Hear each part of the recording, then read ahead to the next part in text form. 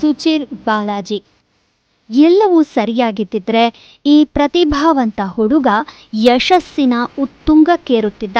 Open ಎಐನಲ್ಲಿ ಕೆಲಸ ಮಾಡುತ್ತಿದ್ದ ಈ ಯುವ ಪ್ರತಿಭೆ ಕೃತಕ ಬುದ್ಧಿಮತ್ತೆಯ ಭವಿಷ್ಯವನ್ನು ರೂಪಿಸಲು ಸಾಕಷ್ಟು ಕೊಡುಗೆ ನೀಡಿದ್ದ.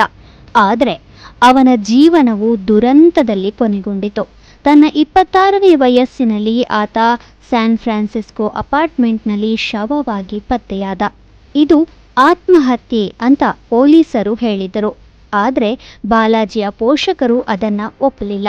ಇದೊಂದು ಆತ್ಮಹತ್ಯೆಯಲ್ಲ, ಹತ್ಯೆ ಅಂತ ಅವನ ಪೋಷಕರ ವಾದ.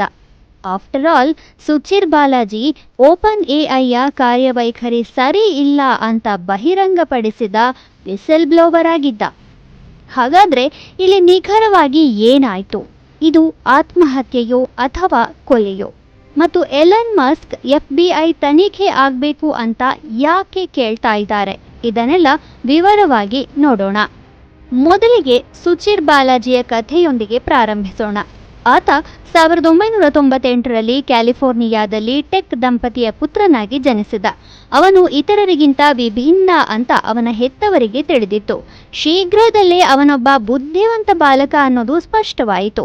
ಅವನು ಕೇವಲ 11 ವರ್ಷದವನಾಗಿದ್ದಾಗ ಕೋಡಿಂಗ್ ಪ್ರಾರಂಭಿಸಿದ. 13ನೇ ವಯಸ್ಸಿನಲ್ಲಿ ಅವನು ಸ್ವತಃ ತನ್ನ ಮೊದಲ ಕಂಪ್ಯೂಟರ್ ಅನ್ನ ನಿರ್ಮಿಸಿದ್ದ. 17ನೇ ವಯಸ್ಸಿನಲ್ಲಿ ಕೋರಾದಲ್ಲಿ ನೇಮಕಗೊಂಡ. ಬಳಿಕ ಹಿಂದಿರುಗಿ ನೋಡಲೇ ಇಲ್ಲ. UC ಬರ್ಕ್ಲಿಯಲ್ಲಿ ಬಂದಿಳಿದ ಬಾಲಾಜಿ ಅಲ್ಲಿ ತನ್ನ ಅದ್ಭುತ ಅಲ್ಗಾರಿದಮ್ಗಳಿಗಾಗಿ ಪುರಸ್ಕಾರಗಳನ್ನು ಗೆದ್ದ. 2018ರಲ್ಲಿ ಆತ ಓಪನ್ ಎಐಗೆ ಇಂಟರ್ನ್ ಆಗಿ ಸೇರಿಕೊಂಡ. ಆ ಸಮಯದಲ್ಲಿ ಕಂಪನಿಯು ಲಾಭರಹಿತವಾಗಿತ್ತು ಮತ್ತು ಅದರ ಗುರಿಯು ಸಾಕಷ್ಟು ಸ್ಪಷ್ಟವಾಗಿತ್ತು. ಅರ್ಥಾತ್ ಎಐ ಮಾನವೀಯತೆಗೆ ಪ್ರಯೋಜನವನ್ನು ನೀಡುವುದನ್ನು ಖಚಿತಪಡಿಸುತ್ತದೆ ಅಂತ ಹೇಳಲಾಗ್ತಾ ಇತ್ತು. ಬಾಲಾಜಿ ಅದನ್ನು ನಂಬಿದ್ದ. ಮುಂದಿನ 4 ವರ್ಷ ಅದಕ್ಕಾಗಿಯೇ ಕೆಲಸ ಮಾಡಿದ. ಆದರೆ 2022ರಲ್ಲಿ ಎಲ್ಲವೂ ಬದಲಾಯಿತು. ಆಗ ChatGPTಯನ್ನು ಪ್ರಾರಂಭಿಸಲಾಯಿತು. ಇದು ಅತ್ಯಂತ ಜನಪ್ರಿಯವಾಯಿತು. ಓಪನ್ ಎಐ ಲಾಭದ ಕಡೆಗೆ ಹೊರಳಿತು ಮತ್ತು ಬಾಲಾಜಿಯ ಆದರ್ಶಗಳು ಹಾಗೂ ಕಂಪನಿಯ ಭವಿಷ್ಯದ ಹಾದಿಯ ಮಧ್ಯೆ ಘರ್ಷಣೆಗಳು ಪ್ರಾರಂಭವಾದವು. ಅನೇಕ ನೈತಿಕ ಪ್ರಶ್ನೆಗಳು ಇದ್ದವು, ವಿಶೇಷವಾಗಿ ಎಐಗೆ ಹೇಗೆ ತರಬೇತಿ ನೀಡಲಾಗುತ್ತೆ ಅನ್ನೋ ಬಗ್ಗೆ. ಬಾಲಾಜಿಗೆ ಅದರಲ್ಲಿ ಅನೇಕ ತಪ್ಪು ನಡೆಗಳು ಕಂಡವು. ಎಐ ಮಾನವೀಯತೆಗೆ ಹಾನಿ ಮಾಡ್ತಾ ಇದೆ ಅಂತ ಅವನಿಗೆ ಅನಿಸಿತು. ಆದ್ರಿಂದ 2024ರ ಆಗಸ್ಟ್ನಲ್ಲಿ ಆತ ಓಪನ್ ಎಐಯನ್ನು ತೊರೆದ.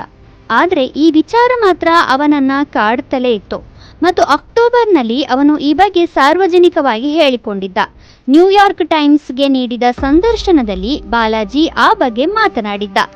ಕಂಪನಿಯು ಹಕ್ಕುಸ್ವಾಮ್ಯ ಕಾನೂನುಗಳನ್ನು ಹೇಗೆ ಉಲ್ಲಂಘಿಸಿದೆ ಅನ್ನೋದರ ಕುರಿತು ಆತ ಓಪನ್ ಎಐಯ ಮಾಹಿತಿ ಸಂಗ್ರಹಣೆ ಅಭ್ಯಾಸಗಳ ಬಗ್ಗೆ ಮಾತನಾಡಿದ್ದ. ChatGPT ಇಂಟರ್ನೆಟ್ಗೆ ಹಾನಿ ಮಾಡ್ತಾ ಇದೆ ಅಂತಲೂ ಹೇಳಿದ್ದ. ಮತ್ತು ಇದರೊಂದಿಗೆ Suchir Balaji OpenAI whistle blower ಅಂದರೆ ಎಕ್ಸ್ಪೋಸ್ ಮಾಡಿದವನು ಎನಿಸಿಕೊಂಡ. ಅದಾದ ಬಳಿಕ ಅವನು ತನ್ನ ಪಾಡಿಗೆ ತಾನಿದ್ದ. ಓಪನ್ ಎಐ ಹೊಸ ಮಾದರಿಗಳಲ್ಲಿ ಕೆಲಸ ಮಾಡ್ತಾನೆ ಇತ್ತು. ಬಾಲಾಜಿ ಹೊಸ ಯೋಜನೆಗಳತ್ತ ಮುಖ ಮಾಡಿದ ಮತ್ತು ವೈದ್ಯಕೀಯ ಎಐಗಾಗಿ ಲಾಭರಹಿತ ಪ್ರಾಜೆಕ್ಟ್ ರೂಪಿಸ್ತಾ ಇದ್ದ. ಹಾಗಾಗಿ ಆ ಸಂದರ್ಶನದ ನಂತರ ಮೇಲ್ನೋಟಕ್ಕೆ ಎಲ್ಲವೂ ಸರಿಯಾಗಿದೆ ಅಂತಲೇ ಕಾಣ್ತಾ ಇತ್ತು. ಆದರೆ ನವೆಂಬರ್ನಲ್ಲಿ ಪರಿಸ್ಥಿತಿ ಬದಲಾಯಿತು. ನವೆಂಬರ್ 21ರಂದು ಬಾಲಾಜಿ ತನ್ನ 26ನೇ ಹುಟ್ಟುಹಬ್ಬವನ್ನು ಆಚರಿಸಿಕೊಂಡಿದ್ದ. ಆ ದಿನ ತನ್ನ ಹೆತ್ತವರೊಂದಿಗೆ ಮಾತನಾಡಿದ್ದ. ತಾನು ಮನೆಗೆ ಹಿಂದಿರುಗುವ ಬಗ್ಗೆಯೂ ಹೇಳಿಕೊಂಡಿದ್ದ. ಅದಾದ ಬಳಿಕ ಸುಚಿರ್ನ ಸುಳಿವೇ ಇರಲಿಲ್ಲ.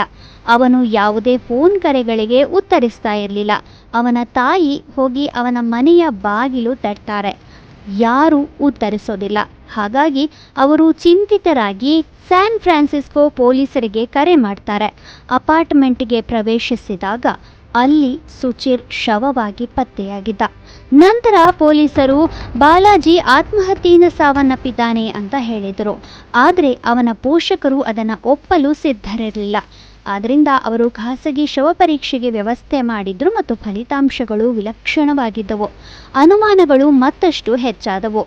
ಬಾಲಾಜಿಯ ಪಾಲಕರು ಆತನ ಅಪಾರ್ಟ್ಮೆಂಟ್ ಪೂರ್ತಿ ಚೆಲ್ಲಾಪಿಲ್ಲಿಯಾಗಿತ್ತು ಅಂತ ಹೇಳ್ತಾರೆ. ಅಲ್ಲಿ ಹೋರಾಟದ ಫೈಟಿಂಗ್ನ ಲಕ್ಷಣಗಳು ಕಂಡು ಬಂದಿವೆಯಂತೆ. ಅವರ ತಾಯಿ ಎಕ್ಸ್ನಲ್ಲಿ ಈ ಬಗ್ಗೆ ಪೋಸ್ಟ್ ಮಾಡಿ, ನಾವು FBI ತನಿಖೆಗೆ ಒತ್ತಾಯಿಸ್ತೇವೆ ಅಂತ ಹೇಳಿದ್ದಾರೆ. ಈ ವಿಚಾರದಲ್ಲಿ ಅವರಿಗೆ ಎಲನ್ ಮಸ್ಕ್ ಕೂಡ ಬೆಂಬಲ ನೀಡಿದ್ದಾರೆ. ಅವರೂ ಕೂಡ ತನಿಖೆಗೆ ಆಗ್ರಹಿಸ್ತಾ ಇದ್ದಾರೆ. ಈ ಪ್ರಕರಣಕ್ಕೆ ಸಂಬಂಧಿಸಿದ ಹಾಗೆ ಇದು ನಿಜವಾಗಿಯೂ ಆತ್ಮಹತ್ಯೆಯೋ ಅಥವಾ ಕೊಲೆಯೋ ಅಂತ ನಾವು ಈಗಲೇ ಹೇಳೋಕೆ ಸಾಧ್ಯ ಇಲ್ಲ. ಅದು ಅಮೆರಿಕದ ತನಿಖೆಯಿಂದ ತಿಳಿಯಬೇಕಿದೆ. ನಿಜಕ್ಕೂ ಇದಕ್ಕೆ ವಿಶಾಲವಾದ ತನಿಖೆಯ ಅಗತ್ಯವಂತೂ ಇದ್ದೇ ಇದೆ ಅನ್ನೋದು ಅನೇಕ ನೆಟ್ಟಿಗರ ಅಭಿಪ್ರಾಯ.